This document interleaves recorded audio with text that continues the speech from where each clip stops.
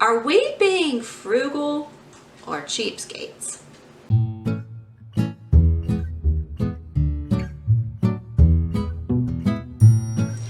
My family is weird. It's not completely heard of in this day and age, and some of you may even relate, but we are determined to live life completely debt-free except for our home. Some of our financial decisions leave people scratching their heads, wondering if we're just being frugal or if we're miserly and stingy.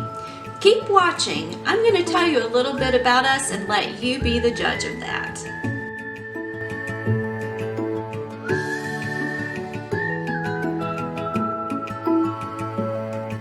I thought it'd be fun to play a little game to see how many of these you can relate to and figure out if we're being frugal or miserly.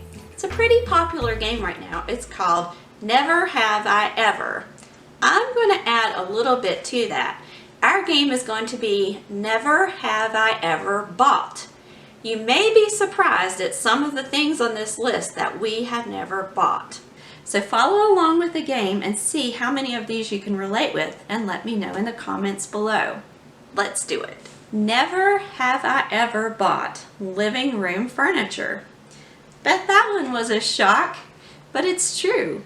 Our first house was 1/4 of a double wide trailer. We wouldn't have even had room for a full set of furniture anyway, but my husband's grandparents gave us a set of wicker lawn furniture or wicker patio furniture as a wedding gift, and that is what we used in our first little bitty house.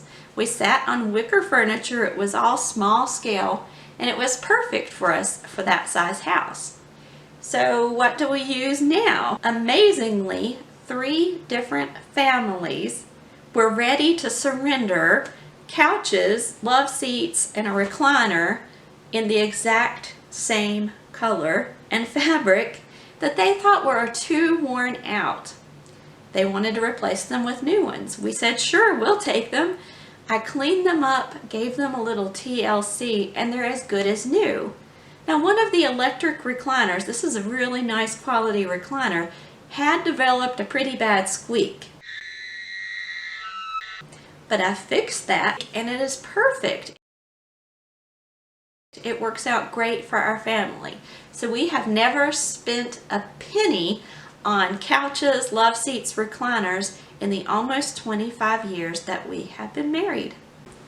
Never have I ever paid full price for a kitchen appliance.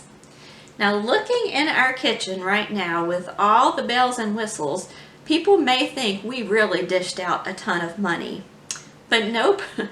Whenever we need a new dishwasher, stove, or refrigerator, we avoid the sales floor of these hardware stores or appliance stores.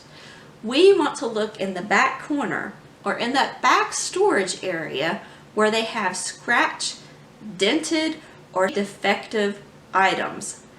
We have never been disappointed, and if they don't have them out where you can see them, always ask. Every time we have come home with an appliance that is even better than we could have afforded, paying full price for the least expensive floor model. People might assume, well, if you're going to get scratched and dented stuff, it's probably just a clunker.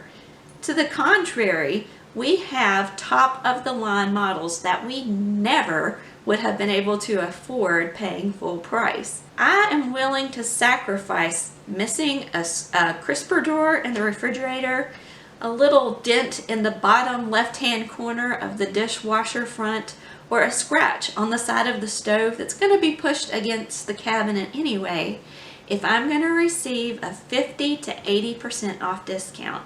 It's never failed. We've never had to pay full price, and we've had better appliances than we would have had we paid full price for the floor model.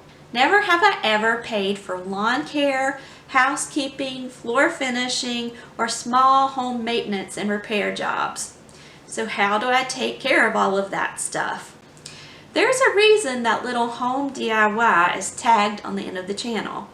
I am stubbornly determined to fix any small home repairs. How do I do that? Well, there's good resources like this channel and my blog. But in all seriousness, there are thousands of books on how to do things yourself around the house, how to make repairs. There's millions of videos, but one of the best resources is to talk to people who know what they're doing. I was really fortunate because when I was young, my parents bought several houses that they remodeled, renovated, they lived in, and then eventually they sold them and started all over again. It's just something they enjoyed doing. We always had contractors working in the house, whether it was texturing a ceiling, working on the floors, putting in drywall. I sat and watched a lot, and you can glean a lot just from being around people who know what they're doing. Ask the right questions and you can learn anything. I've tackled everything from electrical repair. And we have light from both sides of the stairs. Now we just have to fill up all of these holes. To large-scale demolition. I've done just about everything, and so far I haven't destroyed the house. My husband might disagree on a small scale, but I've always made it work. I may not do it the way the professionals do it, but it works for our family. Before I go any further, I do want to take a minute and apologize for my voice. I'm still recovering from a cold. I feel so much better, but if I sound a little off, that's what's the matter. So I'm sorry about that. Okay, let's see if you can relate to this one. Never have I ever gone in debt for a family vacation. Never. We have had all kinds of adventures. Whether you want to go to the mountains or the ocean, you can do it without going broke. The best part is when you get back home, everything's paid for. You don't have to keep paying those bills and paying for that vacation for months or years to come. It's done. You've had a great time. You've had great memories. You still have money in your pocket. The best vacation deal that we ever made was in the Mouse House itself about 2 years ago. We did a full week Disney World vacation, and in the future I want to do a whole blog about that vacation because never did I ever believe we would be able to go to Disney World as a family, especially for a week. That awesome Disney vacation included 7 nights staying on Disney property in a Disney resort, all of the meals, Uber transportation from the airport to the resort and back to the airport, souvenirs, admission into 3 theme parks, 2-way airfare. We took an airplane there and back, and we came back with change in our pocket. So sometime I'm going to devote a whole blog to that because I never thought we would be able to do that. It was absolutely amazing, and we didn't have to go into debt for it. So for all of you Disney fans, there is hope. Your family can do this, but it takes some planning and taking advantage of things at just the right time. But I'll blog on that another day. But we have never, ever had to go in debt for a family vacation. Never have I ever gone in debt for a vehicle. How in the world can we afford vehicles without going into debt? It seems almost un-American not to have a car payment. But I'm here and proud to say I am a proud American and I have never had a car payment. And actually we have 3 reliable vehicles in this household that are completely paid for.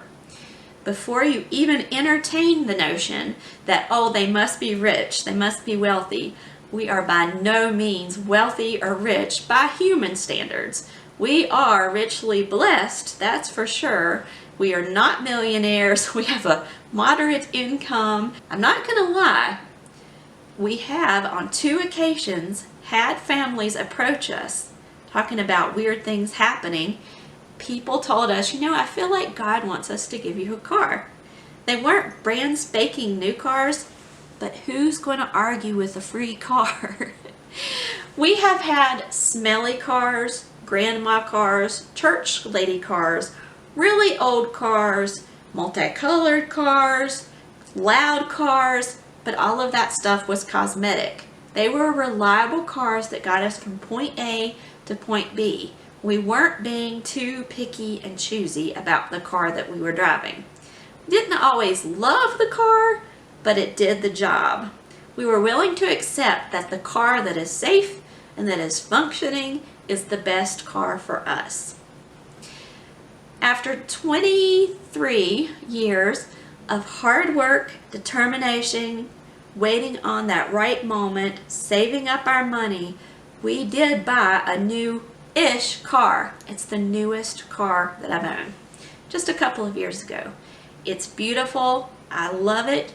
We didn't get it off the lot because we never want to pay for a car that as soon as you leave the parking space from the dealership, it drops thousands of dollars in value. And that's what happens when you buy a new car off the lot.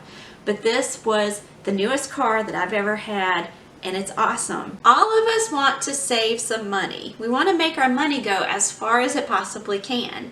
In today's economy, it's especially important to make sure we have enough money for gas, food, childcare, and so on.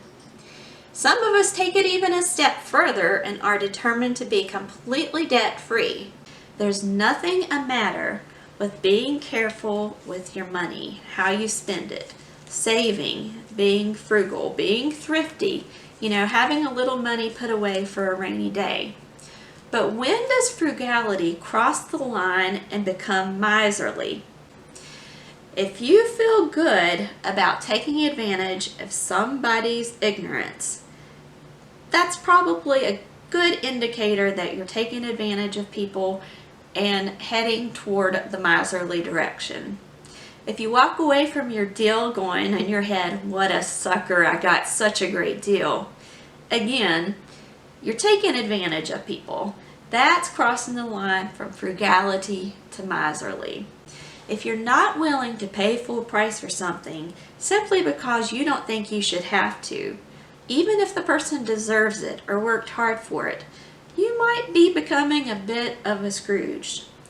There is nothing worse than taking advantage of another human being.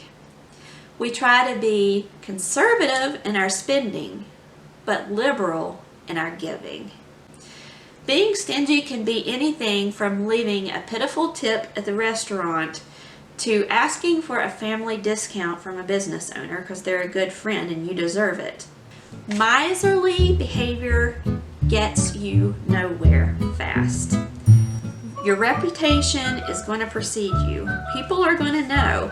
They can figure out if you're frugal or if you're miserly. The less you give, the less you get.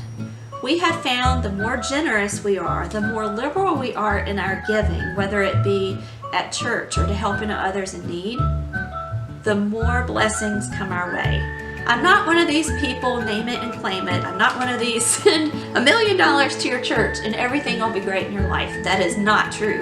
That is absolutely not true. That is a lie. It's a falsehood. So what about your family? How many of those never have I evers can you relate with?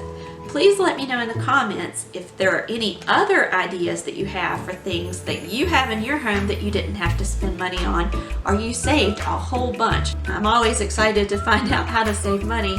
Please share in the comments below. We're all in this together. I'm here to support and encourage you. This channel is all about taking the things you have and making the things you want. Whether that's using old scrap wood in the garage to build a beautiful shelf for your living room wall, or saving some money so you can have that special trip with your family, I'm here to help. I'll be back again next Wednesday with another Why I DIY, or Wednesday's Why. Geesh, why did we choose such a hard thing to say? And I'll also be back this Saturday with another DIY project. Be blessed, thanks for joining me, and I'll see you next week.